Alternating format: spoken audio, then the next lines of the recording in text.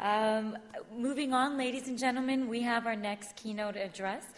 The speaker is Avnish Bajaj, the founder and MD of Matrix Partners. He'll be speaking about his experience in building the e-commerce enterprise and business in India, a bit about Matrix Partners before Mr. Bajaj comes up. It's an investment firm with over 3,000 rupees under management. Matrix India invests across multiple stages of businesses across various sectors, like the financial services, healthcare, education, internet, mobile, and specialized infrastructure services. Previously, Avnish was the co-founder, chairman, and CEO of India's largest online marketplace, Bazi.com, which was later bought out by eBay. So, ladies and gentlemen, please put your hands together to welcome Avnish Bajaj. Hi, everyone. Good morning. Thank you for that kind introduction. Just a correction. We have a little bit more than 3,000 rupees. It's 3,000 crores. I just wanted to make sure that even the seed entrepreneurs who approach us don't get turned off. Thank you, Ashish, for this kind invitation. I think all of you should really thank him for keeping the keynote addresses to 15 minutes. For a graduate of Harvard Business School who's been trained by McKinsey, Goldman Sachs, as an entrepreneur, pitched to VCs. As a VC now, I pitch to entrepreneurs and investors. I have the unique talent to fill up as much time I'm given by saying the most obvious things in the most confusing fashion to sound profound and kind of go in the iPod shuffle and repeat mode. So 15 minutes makes me think of what I want to say. By the way, thank you, Gerald. That was a very inspiring as well as entertaining story of perseverance, which, by the way, for me is having started Bazi when I did, which was 99-2000, probably the biggest takeaway I have. And given the theme of this conference of e-tailing, I think you all are aware that in the last year, the story has changed significantly. And I'm going to address that in a minute. I think the key theme that I have seen in my life play out with all the successful people is perseverance. We all know about Steve Jobs, kind of like Gerald was fired from his own company, came back. I was at Apple in those days, came back and started it back up from nothing, and today the most valuable company in the world. So ultimately, that's what pays. If you have conviction in yourself, you bet on yourself, and you persevere. So that was something I was going to talk about, but given that Gerald already spoke about it, just thought I would reiterate it. Speaking about building e-commerce in India, I think just to give an overall context, and maybe it was covered yesterday, I wasn't here, but one cannot speak of e-commerce in India without the overall context of what's been happening over the last kind of 12 years. I came back to India in 1999 to co-found Bazi, and that was kind of the first wave. So in my mind, there have been three waves in India. There was 99-2000, there was 06-07, and there is 2010-2011. And if you look at these waves across maybe four dimensions, those dimensions being the size of the market opportunity, the quality of the companies and the teams that were addressing the market opportunity, the amount of innovation that was being done by those companies, and the kind of funding environment and entrepreneurial ecosystem, you'll find that these waves have been very different. So in the time I started, classic banker mistake, there was no market. I came back to India without doing any due diligence and realized it's not a good idea to start an internet company in a country where there are no internet users. There was absolutely no market. The quality of the teams and the entrepreneurs was average to poor. Most internet entrepreneurs in the dot-com bubble era were in their late 30s, early 40s, but more importantly came from existing business houses that were trying to take advantage of the valuation bubble. There was no real long-term perseverance and goal in their mind. The level of innovation was low. Admittedly, I did not innovate. I was a classic copycat model. I think the only company I can think of from that era that had some level of innovation was maybe a Shadi or a Bharat Matrimony, because the concept of marriages online didn't exist. Dating existed, but marriages really didn't. So that was probably the closest you came to a made in India, for India kind of model. And the funding levels and the valuations were absolutely crazy. The second wave was actually 06, 07.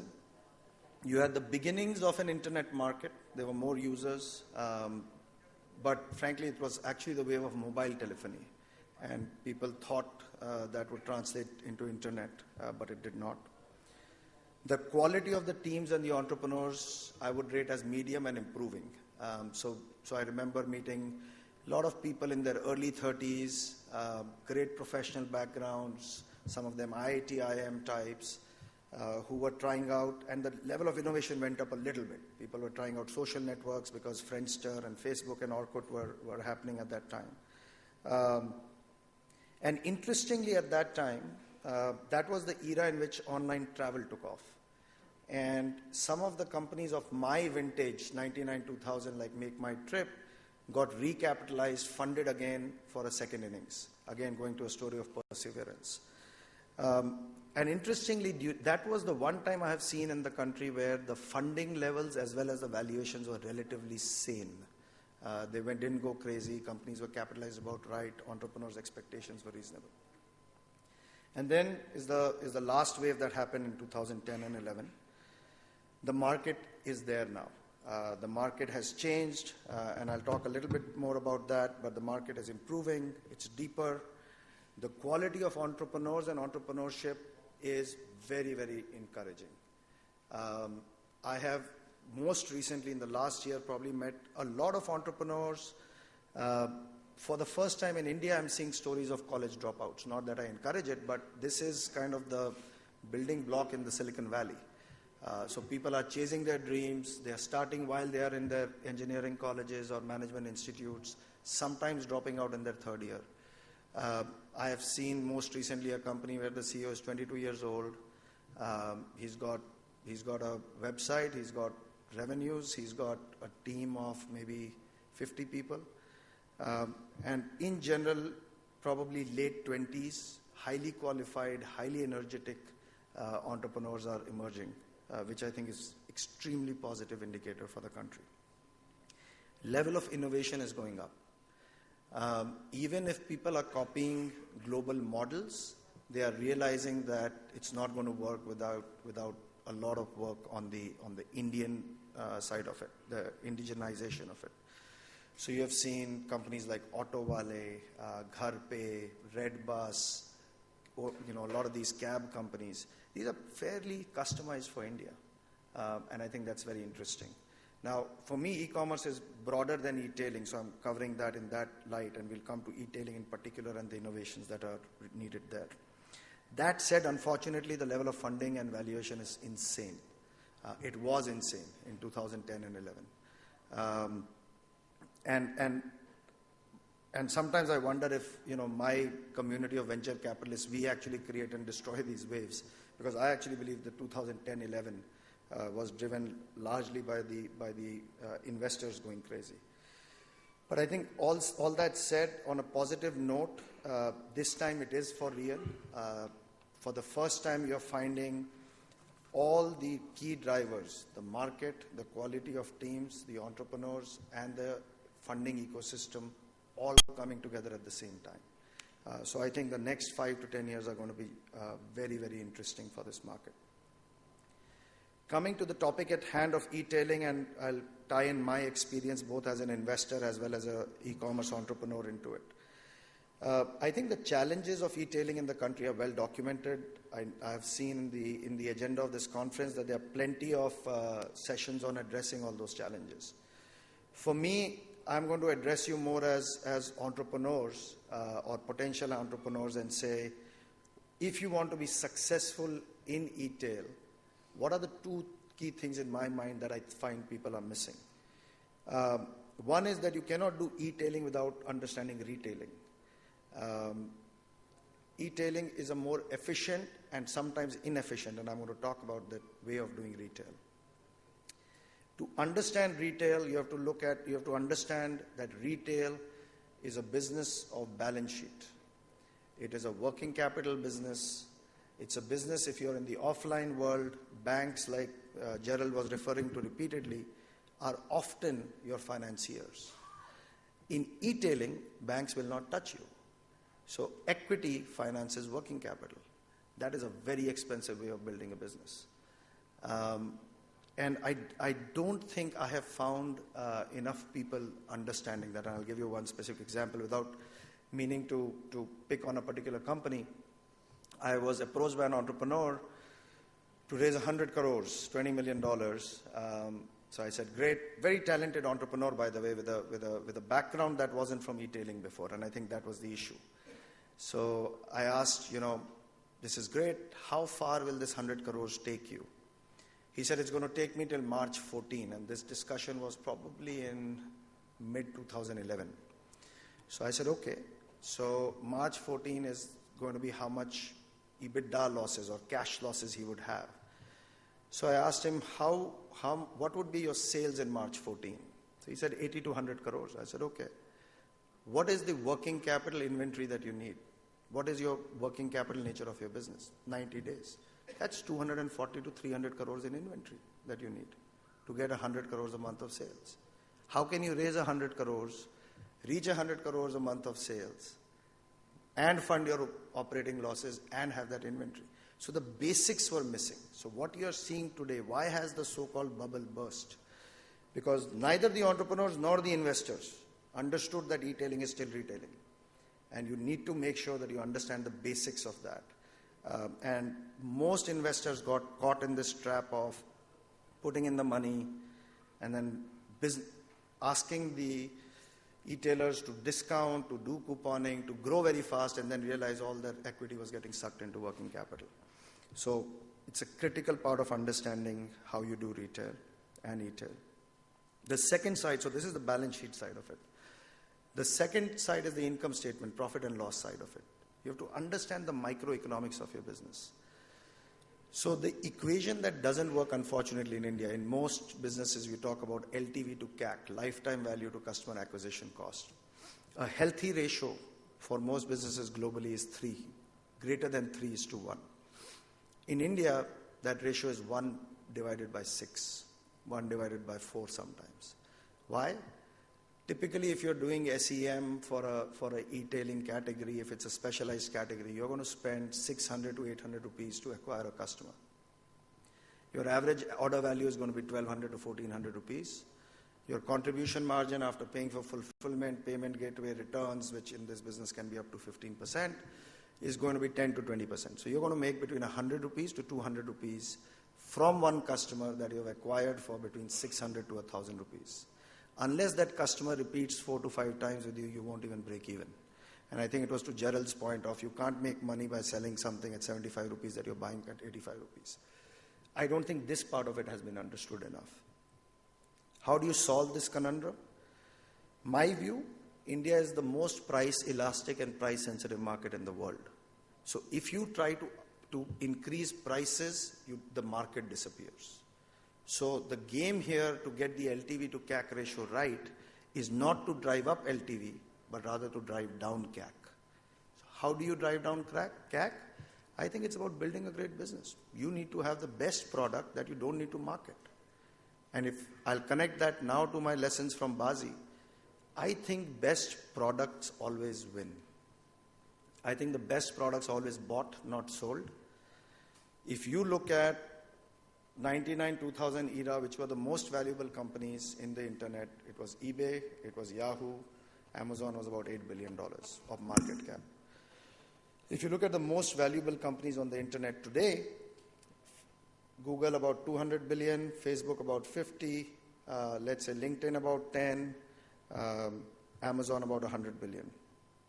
eBay is 60, Yahoo is 0, all close to it. Why? All the companies that have won, have you seen them advertising on billboards? Have you seen them advertising on television? Have you seen them advertising anywhere? No. They have grown on the back of great product, great user experience. Apple Computer is the best example of that. They advertise because they make 35% net margins. But they grew on the back. When Steve Jobs came back, he just brought the whole focus of the organization back on product. In my view, the companies that succeed, the CEO is maniacally obsessed with the quality of the product. The minute, with all due respect to John Scully, he was a Pepsi marketeer, it was under his reign that Apple kind of went sideways. All the companies that have succeeded, whether it's Google, whether it's Facebook, whether it's Apple, the CEO at the top obsesses about his product. And I think that's the key formula to success.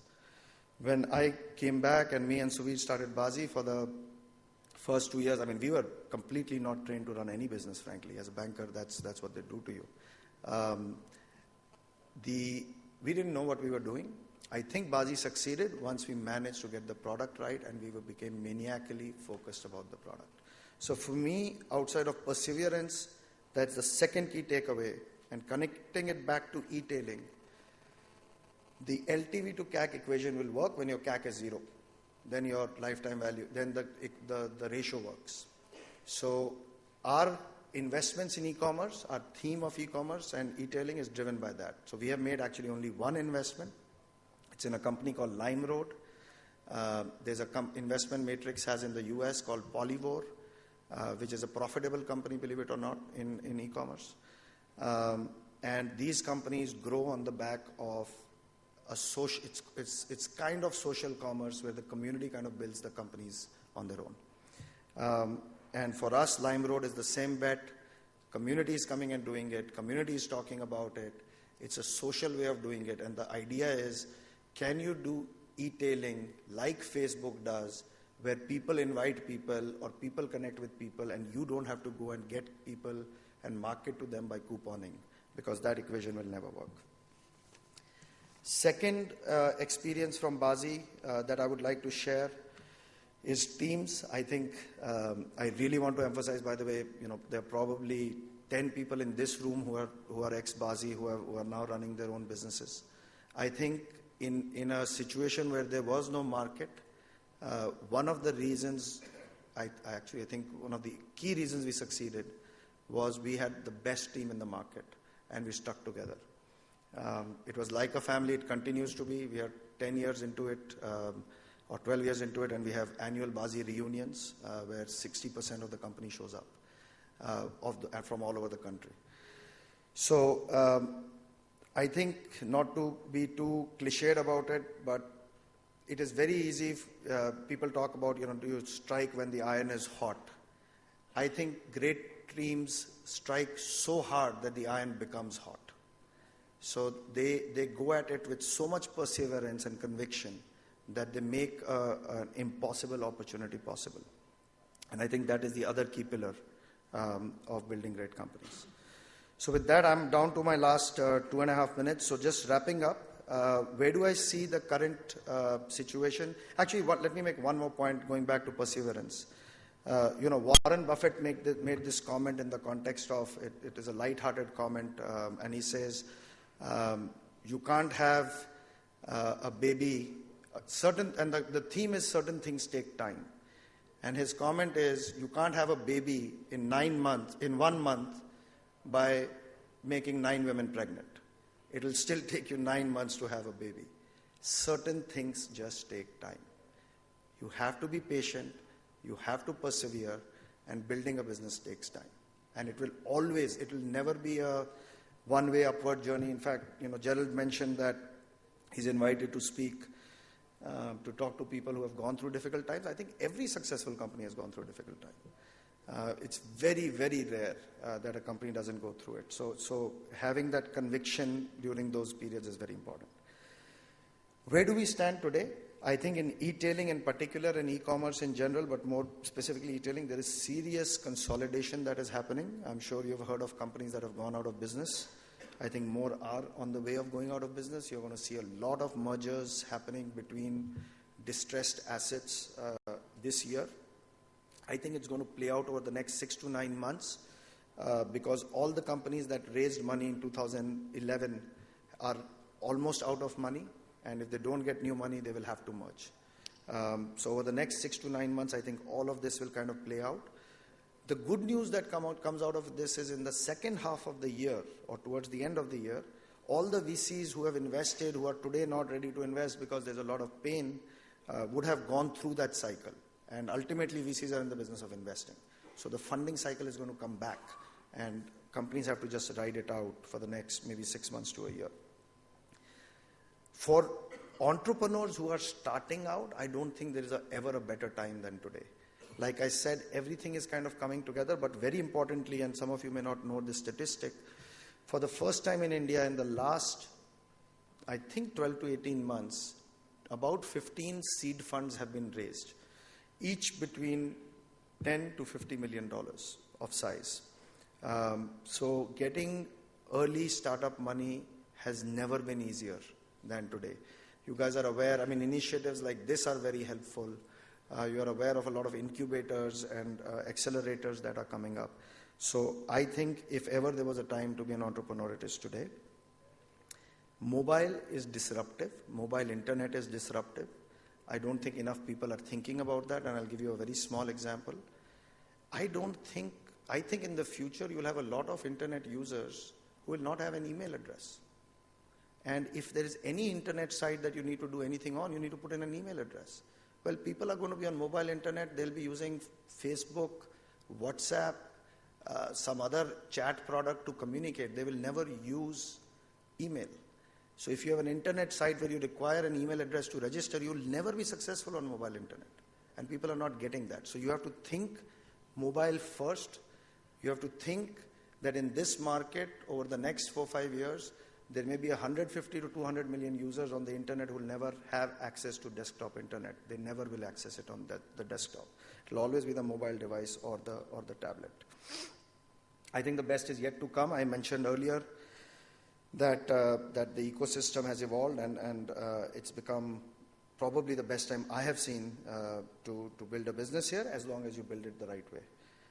With that, at Matrix, we are obviously very interested and very bullish on the market. So if you have great ideas, please reach out to our team.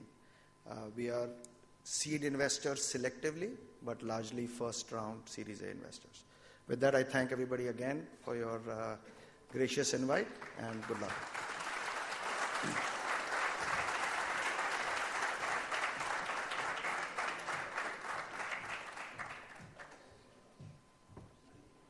Thanks, Avnish, very much for those sharing your experience and those key insights. There's a lot of great takeaways for all the entrepreneurs. And again, sorry about that 3,000, and he's not listening right now, but all of you know what I'm talking about, the 3,000 crore. We're moving on now to our third speaker,